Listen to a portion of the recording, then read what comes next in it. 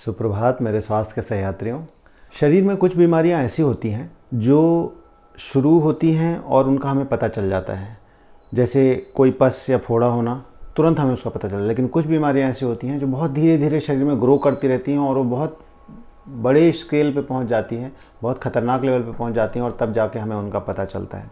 इन बीमारियों को हम इंसीडियस या स्लो ग्रोइंग बीमारियां कहते हैं। एट्रियल सेप्टल डिफेक्ट या ASD दिल में छेद की एक वैरायटी होती है। यह भी इस तरह की स्लो ग्रोइंग इंसीडियस बीमारी है। क्या होता है इसके विषय में जानते हैं डिटेल में।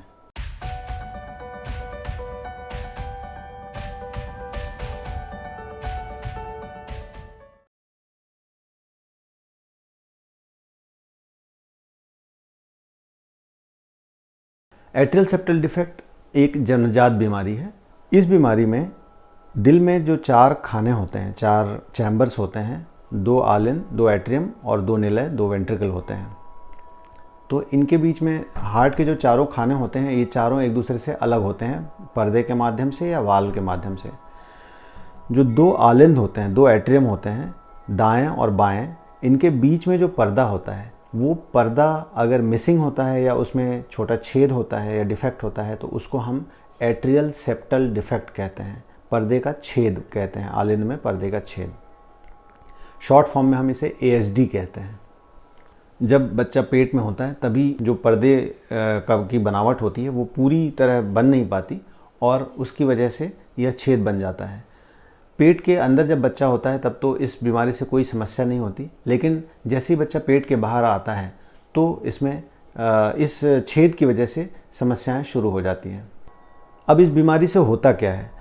बाईं तरफ जो हार्ट का बायां चैम्बर है उसमें खून का दबाव थोड़ा ज़्यादा होता है और दाईं तरफ खून का दबाव थोड़ा कम होता है। बाईं तरफ शुद्ध खून होता है और दाईं तरफ अशुद्ध खून होता है।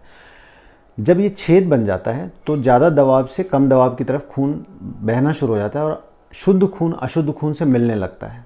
ना केवल इतना, बल्कि यह भी होता है कि जो दाईं तरफ है खून का फ्लो ज़्यादा हो जाता है, क्योंकि बाईं तरफ से भी खून डाइवर्ट होकर दाईं तरफ आने लगता है उस छेद के थ्रू। और दाईं तरफ चूंकि खून फेफड़ों की तरफ जाता है तो फेफड़ों में खून का बहाव बढ़ जाता है, सामान्य से 1.5 गुना, 2 गुना, 2.5 गुना, 3 गुना फ्लो होने लगता है। इस फ्लो बढ़ने से का नतीजा ये होता है कि फेफड़ों में खून का बहाव इतना ज़्यादा होता है कि फेफड़ों में कंजेशन हो जाता है। जो लिक्विड की, फ्लूइड की मात्रा होती है, पानी की मात्रा होती है, वह फेफड़ों में बढ़ जाती है। इससे 2 प्रॉब्लम होती हैं। पहली प्रॉब्लम यह होती है कि मरीज को इन्फेक्शन पकड़ने का, छाती में, चेस्ट में इन्फेक्शन पकड़ने का रिस्क बढ़ जाता है। ऐसे पेशेंट को बार बार सर्दी, खांसी, जुकाम जल्दी पकड़ लेता है और जल्दी ठीक नहीं होता। दूसरी समस्या ये होती है कि फेफड़ों की नसों में खून का बहाव लगातार बहुत लंबे समय तक ज़्यादा बढ़े होने की वजह से खून का दबाव धीरे धीरे धीरे धीरे बढ़ता जाता है, जिसे पल्मोनरी हाइपरटेंशन कहते हैं। पहले ये माइल्ड कैटेगरी का होता है, कम होता है, लेकिन धीरे धीरे मॉडरेट और फिर सीवियर पल्मोनरी हाइपरटेंशन में कन्वर्ट हो जाता है। एट्रियल सेप्टल डिफेक्ट बीमारी के साथ जो सबसे बड़ी समस्या है वह समस्या यह है कि यह बीमारी आसानी से पता नहीं चलती।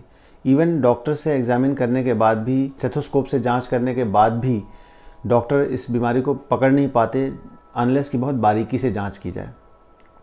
इस बीमारी का कन्फर्मेटरी डायग्नोसिस जो है, कंफर्म करने का तरीका, वह इकोकार्डियोग्राफी है।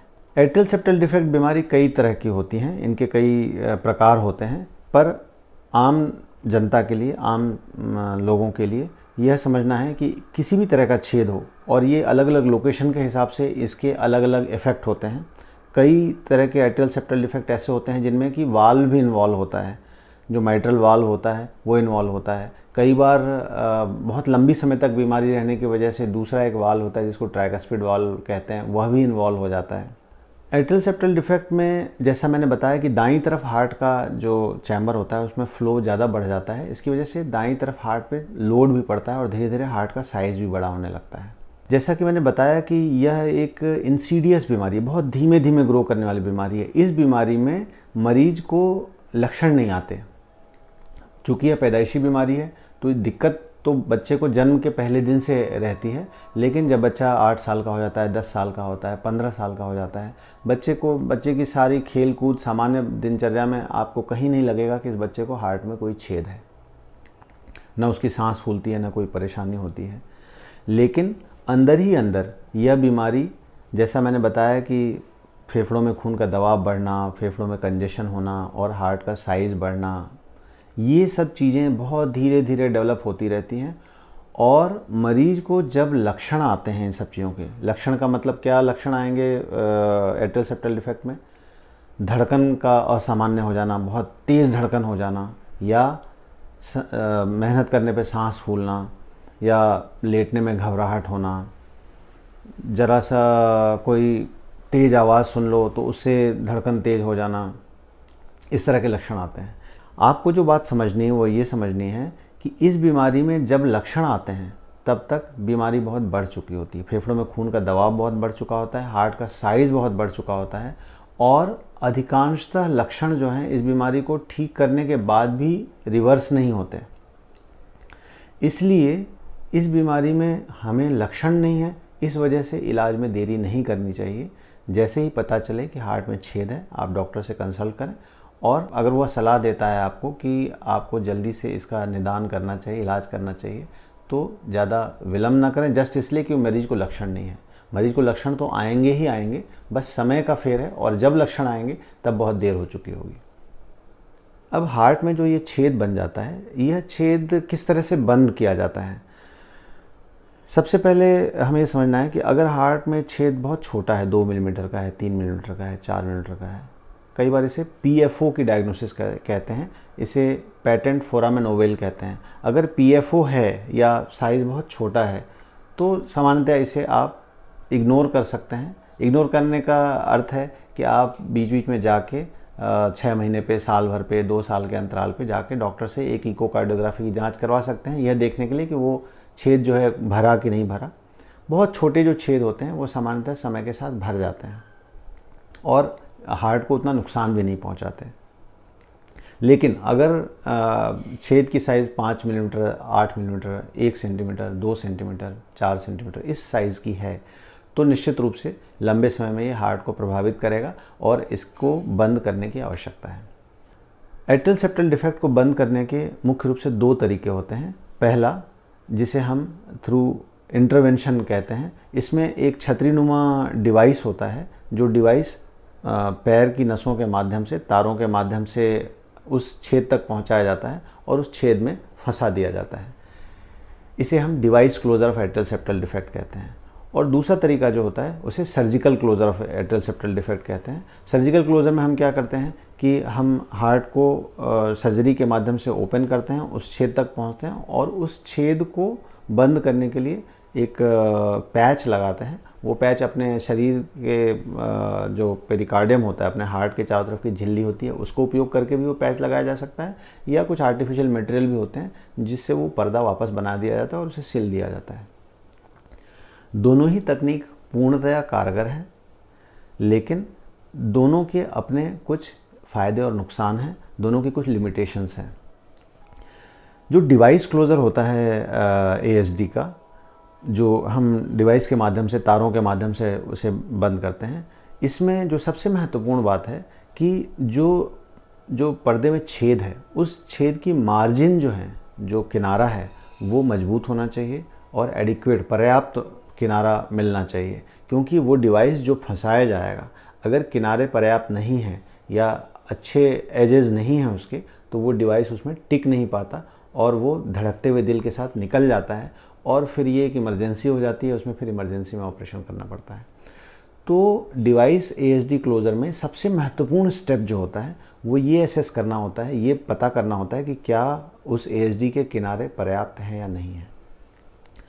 यह एक टेक्निकल पॉइंट है जो इकोकार्डियोग्राफी के माध्यम से पता चलता है और डिटेल पता करने के लिए एक और इकोकार्डियोग्राफी होती है जिसे ट्रांस इसोफेजियल इकोकार्डियोग्राफी कहते हैं। इसमें खाने की नली के थ्रू एक इकोकार्डियोग्राफी का प्रोब हमारे पेट में डाल के और तब वो हार्ट को दूसरे एंगल से देखते हैं और ये पता लगाते हैं कि क्या ASD की मार्जिन्स जो हैं, जो किनारे हैं, वो पर्याप्त हैं कि नहीं।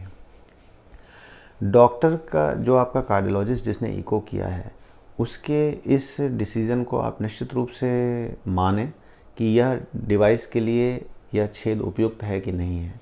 अगर वो कहता है कि यह छेद जो है वो डिवाइस के लिए उपयुक्त नहीं है, तो आप अपना मत या अपना ओपिनियन डॉक्टर पे फोर्स ना करें कि नहीं डॉक्टर साहब आप तो इसे डिवाइस से ही क्लोज़ कर दो, क्योंकि ऐसे में अगर अपर्याप्त मार्जिन है और अगर अपन डॉक्टर को फोर्स करते हैं कि नहीं भाई हमें सर्जरी नहीं चाहिए, हमें तो डिवाइस से ही ये बंद करवाना है, तो कई बार उसके कॉम्प्लिकेशंस हो जाते हैं। जैसे मैंने बताया कि मार्जिन पर्याप्त नहीं है तो वो डिवाइस निकल के इमरजेंसी क्रिएट करता है, फिर इमरजेंसी में सर्जरी करनी पड़ती है। तो डॉक्टर की सलाह को पूरी तरह आप स्वीकार करें, और अगर वो डिवाइस से क्लोज होने लायक नहीं है, डिवाइस से बंद होने लायक नहीं है, तो सर्जरी का ऑप्शन चुनें।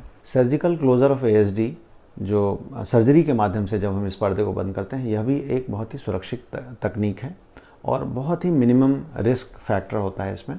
यह एक ज़्यादा सिक्योर तकनीक है। क्योंकि इसमें हम अपने आँखों से उस छेद को देख के और उसमें जो भी पैच लगाते हैं उस पैच से हम उस छेद को बंद करते हैं, तो जो ASD का क्लोज़र है वो ज़्यादा सिक्योर होता है।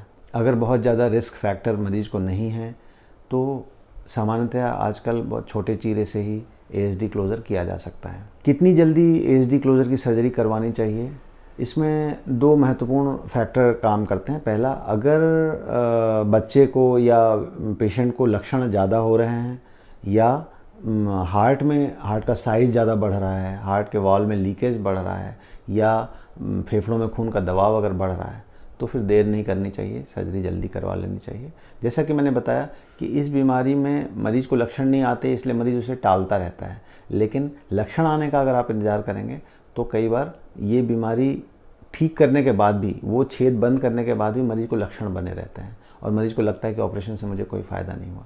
इसलिए इस ऑपरेशन को जल्दी करवा लेने में यह लाभ है। हाँ, अगर 5 साल का बच्चा है, 4 साल का बच्चा है और आप चाहते हैं कि 6 महीने साल भर रुक के हम करवाएं, इतना मार्जिन आप ले सकते हैं अगर डॉक्टर कह रहे हैं कि इसमें आप समय ले सकते हैं। नहीं तो ये बीमारी की डायग्नोसिस होने के बाद तुरंत इसमें आपको एक्शन लेना चाहिए और ऑपरेशन करवा लेना चाहिए। जैसा मैंने बताया कि फेफड़ों में खून का दबाव इस बीमारी में धीरे धीरे बढ़ता जाता है।